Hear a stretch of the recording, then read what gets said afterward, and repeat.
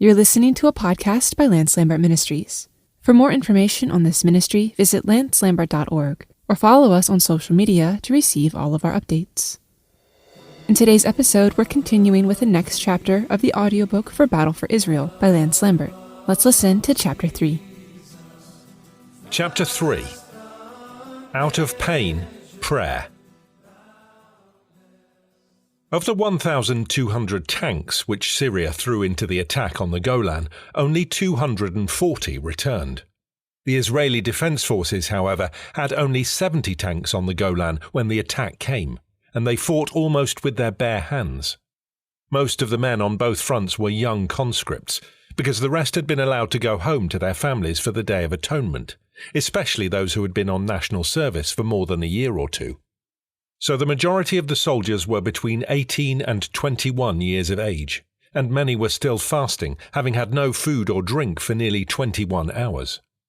General Howells described the way the Israelis held back the Syrians on the Golan Heights in these words: "We stopped the Syrians by the sheer heroism of soldiers refusing to give way. Each man understood that the choice was either to stand and fight it out or allow loved ones in the valleys behind them to be slaughtered in the case of a full breakthrough." There were many true stories of boys who shot down enemy aeroplanes. The first concerns a Tel Aviv taxi driver, 20 years of age. When one of the MiGs came in low shooting everything up and everyone else dived for cover, he fired his Uzi, a kind of Sten gun, and the plane blew up. After that, it became quite a popular pastime to see if one could knock planes out of the sky. The same was true of the tanks. One lad was very badly wounded, so that eventually his foot had to be amputated. The tracks of his tank were damaged, but not the gun. The other crew members were critically wounded, but he was in a position to be able to train the tank gun upon each Syrian tank as it came up over the brow of the hill. Before he was himself put out of action, he knocked out 16 tanks. We heard many such stories. As the mammoth Syrian attack was checked, many of these stories must have been true. I remember meeting a boy who was one of only 3 survivors in a unit of 50 at El Kantara on the Suez Canal in northern Sinai. There was another boy who was the only survivor out of 250. In Ein Kerem, a suburb of Jerusalem and the birthplace of John the Baptist, there was scarcely one family that did not suffer bereavement. One of the reasons for this was that it is Israel's policy to send boys from the same area into the same regiment, for it is considered good for morale. This means that boys who have grown up together and have gone through school together go into the same regiment together, which works very well when they do not get killed. However, when the fellow with whom you grew up dies alongside you, it is a terrible shock. This too is why in a place like Ein Kerem there was hardly a family unaffected. The whole unit from that area was wiped out. Israel is unique in that it does not keep its officers in the rear of the battle. They lead their men, following the Old Testament tradition. Consequently, some of the best young men lost their lives in each of these battles. There is often a tragic aftermath among the survivors too. When most of his unit were either killed or badly wounded, one soldier decided along with 2 others that the only thing to do was to surrender, as they were completely surrounded. They laid out 2 rows of very badly wounded men, one of 16 or 17 and the other of 11. They put out a white sheet to signal their surrender. It was accepted and the 3 men were told to stand to one side. When they did this, however, the Egyptian tanks moved forward and crushed both lines to death. 24 hours later, the boy went out of his mind. His mother, asking for prayer for him, told us, "He will never be normal again, short of a miracle." A taxi cab driver was at a hospital, having taken some friends to visit their wounded son. While there, this man saw one of his son's friends who told him, "I'm very sorry, but your son is dead." The man decided to go straight home and tell his wife the news. When he got home, he found a cable informing them that the elder boy had also been killed. The father then collapsed with a heart attack and died. An official in the foreign ministry told me about a friend of his, completely without religious beliefs, who came in and said, "Have you got a prayer hat?" "Yes," he replied. "Why?" The friend said, I want it. Don't ask me why. I'll tell you later." The official eventually found out that this man's only son had suffered severe brain damage because of shrapnel. The father had never prayed before, but he went to his son's bedside and prayed for 9 hours that God would take him. After those 9 hours, the boy died. I remember the case of another lad. He had come close to suicide. He was on the Bar-Lev line and was badly shot up. He did not know how many hours he had been unconscious, but when he regained consciousness lying in a pool of his own blood, he realized that he had no legs and thought that he had no arms. So, making a great effort, he tried to turn over so that he would roll down into the Suez Canal and drown. As he rolled over, he suddenly realized that he still had one arm attached to his body, although badly wounded. This stopped him, and he determined to go on living. That boy was being rehabilitated, along with many other severely wounded men. There are many such stories, but I do not just want to recount harrowing stories for their own sake. It is sufficient to say that there was very, very great sadness throughout Israel. There were other remarkable stories too. There was the Jewish Christian who was called up 19 times by the military authorities at the wrong address. Finally, his whole unit of 250 went to the front line without him, and there was not a single survivor. Because of an official mix-up, the Jewish Christian survived. The medical care was amazing. It took, on average, only 6 hours to get a man from the front line to a regular hospital. The new policy of the Israeli government is to send doctors with their orderlies right into the front lines. You may have seen this on television news reports. Men were shown being brought out with intravenous apparatus already in use. Many of the boys, still able to walk, actually walked up to the helicopters holding the intravenous equipment because there was such a scarcity of manpower. I'm afraid, however, that although many thousands of men were saved by this policy, a number of Israel's finest young doctors lost their lives. The Hadassah Hospital in Jerusalem performed 581 major operations around the clock in the first 20 days. At their field hospital under canvas, 100 major operations were performed in this time, and these included the most delicate brain surgery. These operations were on men who were too ill to be moved by helicopter into the regular hospitals. Those in the United States have learned something about burn injuries from the Vietnam War. The Yom Kippur War also had its share.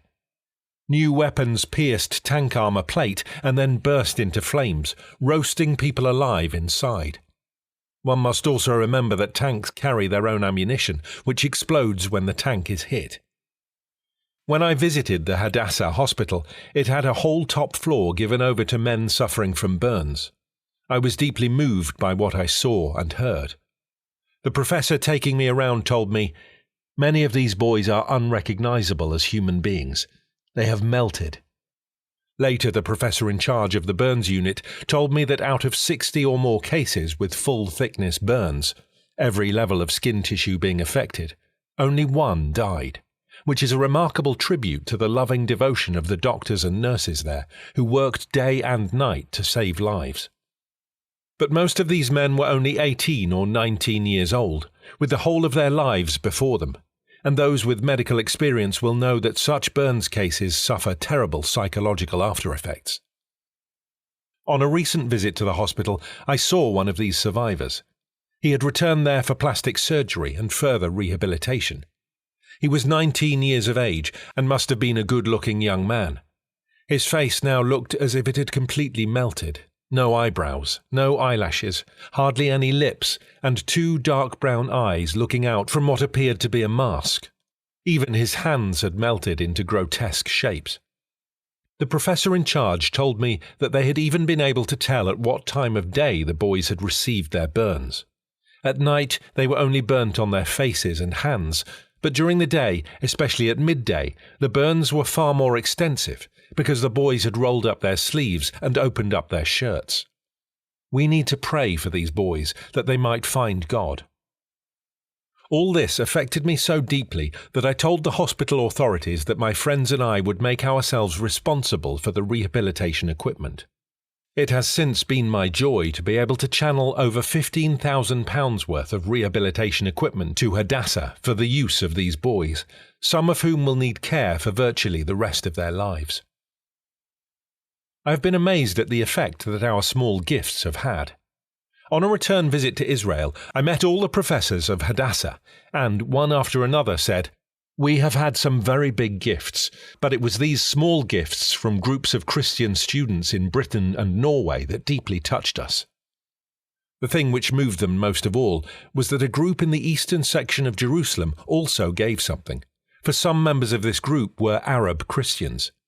The Israeli medical authorities remembered that in the 1948 War of Independence, a medical convoy had been ambushed by the Arabs in that very part of the city. 78 people died in that ambush, including the Director General of Hadassah, top specialists and doctors. But now, after all these years, and in a time of need, Arab believers in that same area had joined with other Christians in giving this money. There were also many cases of paralysis resulting from the Yom Kippur War.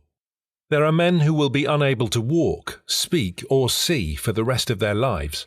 There are many others who suffered terrible brain injuries, and of course there was much severe shock, as a result of which many cannot speak or see. This was the first war in Israel's 25-year history that resulted in such severe cases of this kind. If there were no other evidence, this would be enough to show the kind of war the Yom Kippur War was. Several of the boys told me that what horrified them most was the fact that the Egyptian troops had been given a drug, something like LSD, which made them completely impervious to fear. Colonel Amnon Reshef, commander of Israel's 14th Armoured Brigade, said, "Our task was made more difficult by the human waves coming at us. It did not seem to matter how many were killed, they kept on coming. The attacks they made were often suicidal. Their commanders did not care how many perished." It is a strange fact, but during the whole course of the war, I did not personally hear of one Jewish Christian killed, or even wounded. I did, however, hear of many who had significant opportunities to serve their fellow Israelis on both fronts. One believer from Tel Aviv, named Chaim, was on the Sinai front and had his Bible with him. A big talking point throughout the Israeli army at that time was the question of biblical prophecy, and many were asking, "Have the Old Testament prophets said anything about the days in which we are living?" Most of these boys knew nothing about the Bible and nothing about prophecy. Whenever they found someone who did, they wanted to hear from him. Chaim was in great demand everywhere. After the first 2 weeks of the war, when there was a little more free time, the boys would gather around and discuss these things.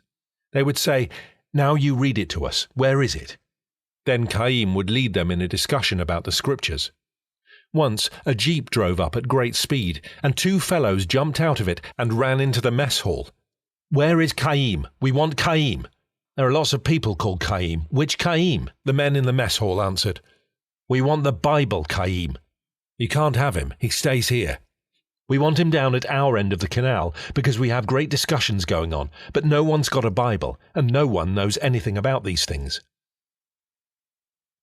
At the very height of the war, Arab and Jewish believers were praying together in Jerusalem, but equally remarkable was the fact that those working among the Arabs and those working among the Jews got together. The great breakthrough came after a slight confrontation in one of our times of prayer. First, someone prayed for Israel and the Israeli cabinet. Then someone prayed equally seriously for the Arabs, for whom our Lord has also died. I immediately stopped the prayer meeting and said that if we were going to pray horizontally like this and shoot one another down in prayer, we might as well stop altogether. I mentioned that I thought the breakthrough would come when one of those working solely among the Jews prayed for the Arabs, and vice versa. The change did indeed come when someone who was fanatically pro-Israel prayed that the Arab wounded would really find the Lord, and for Arab believers in Damascus that they might be helped by God at that time. That brought us all together, and from then on we trusted each other and were able to pray for Arab and Jew alike without recrimination. The war deeply affected some of the Israeli leaders. Golda Meir, then 76 years of age, went to the airport nearly every day on which there were prisoners returning from Egypt and waited hours to be able to greet them. There were only a few hundred of them in all. At times she wept so much that the television cameras had to be turned away from her. Other times, after a 24-hour cabinet session or something similar, she would go to the hospitals of Hadassah or Tel Hashoma and visit the wounded boys instead of getting some sleep. The Israeli military authorities often showed humanitarian concern for the welfare of their enemies. I heard about the Syrian pilots who parachuted out of their planes into the sea. Surprisingly, it was not the Lebanese government or the Syrian, but the Israeli authorities who sent launches out to rescue them. I was told of an incident by an Israeli officer when he and his men found the body of a Syrian pilot who had been left unattended within shouting distance of his own units. He had bailed out of his plane and was wounded in his arm and thigh. They were relatively superficial wounds, but he was left to bleed to death when he could easily have been saved by his own troops. On his parachute, he had scrawled in Arabic in his own blood, "Allah help Syria if this is the way she treats her sons." Most of the Israeli prisoners of war in Egypt were tortured. Some of them will never walk again because of the things which were forced into their bodies. I will not go into the details, but I will, however, tell you this. At the Hadassah hospital, one of the leading brain specialists in the world, an Israeli, performed a difficult and complex operation on an Egyptian major, and by so doing saved his life. This surgeon's own son will never walk again because of the way he was tortured by the Egyptians. At the time of his capture, he could walk perfectly. The idea that Israel is an imperialist, colonialist state with a kind of apartheid is absolute nonsense. At the Hadassah Hospital, whose standards compare favourably with leading hospitals in London or New York, an assistant surgeon and one of the chief nurses are both Arabs. They work alongside their Jewish colleagues quite happily, which is after all what ideally should happen, since Jews and Arabs are cousins. 1/3 of all the outpatients at this hospital are Arab, and about 1/4 of the inpatients, and there is no distinction made between the two. One cannot help but feel that forces outside the country are playing on this whole matter. If it were not for these outside forces, Arab and Jew would probably live in peace.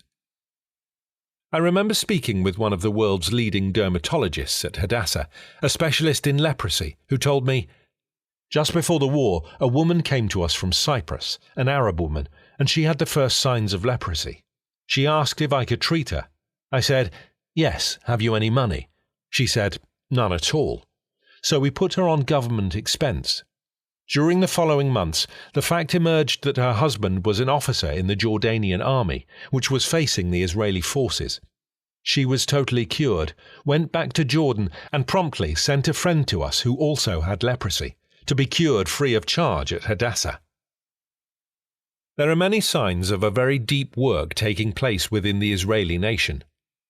Golda Meir said in a speech which I found one of the most moving I have ever heard, "There is no Jew in Israel who can say that he is the same today as he was on the eve of Yom Kippur.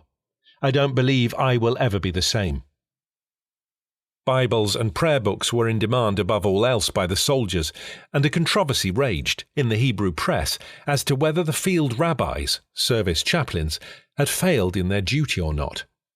The crux of the complaint was this: there had been a run on Bibles during the first few weeks of the war, and there were none available. It was somewhat unreasonable to blame the Jewish chaplaincy. For years no one except perhaps one lad here and there had ever asked for a Bible. Now suddenly thousands of men wanted them. One Israeli entertainer took a whole truckload of vodka, Bibles and prayer books to the Golan to distribute to the soldiers. It was very cold there, and he took the vodka to try and keep the boys warm. Surprisingly enough, however, it was not the vodka they wanted, but the Bibles, which were of course Old Testaments. Some people think that without the New Testament it is impossible to find God as Saviour, and are worried by this, forgetting that the early church had only the Old Testament. The New Testament is of course necessary for the full revelation of God's plan of salvation. But the Old Testament is also the Word of God, which lives and abides forever. A recent report of interviews with soldiers has revealed that a surprisingly high number of them went into the war as atheists and came out as believers. They are not believers as Christians understand the word, but believers in a supreme being. That is, nevertheless, a tremendous change of heart. One man told me, "I have never seen anything like it. The boys prayed before battle, during battle, and after battle. They spent time reading the Torah, the first 5 books of the Bible, and discussing it. I have never seen anything like it. Women normally pray, but not men." One great joy was the fact that the Israeli cabinet officially sanctioned 15 minutes of Bible reading on the Israeli radio. This had never happened before, but now the Bible is read for 15 minutes during peak listening time each evening. On November the 5th, 1973, a few days before the ceasefire, the chief rabbi called Israel to prayer. That was the first official day of prayer that the modern state of Israel had ever had, and virtually everyone responded to it. The synagogues were packed with people. There were never less than 3,000 at the Western Wall in prayer, and it was real prayer from the heart. For those of us present on that occasion, it was unforgettable. For days afterwards, the searing tones of the rabbi leading us in prayer burnt through our soul. On few occasions can these ancient stones of the Western Wall, spanning as they do the whole age from Christ to the present time, and crystallizing the history, sorrow, suffering and hopes of the Jewish people, have ever witnessed such prayer. You've been listening to Chapter 3 of the audiobook for Battle for Israel by Lambert. For more information or to purchase the full audiobook, please visit our website at lancelambert.org. May you know the deep, deep love of Jesus.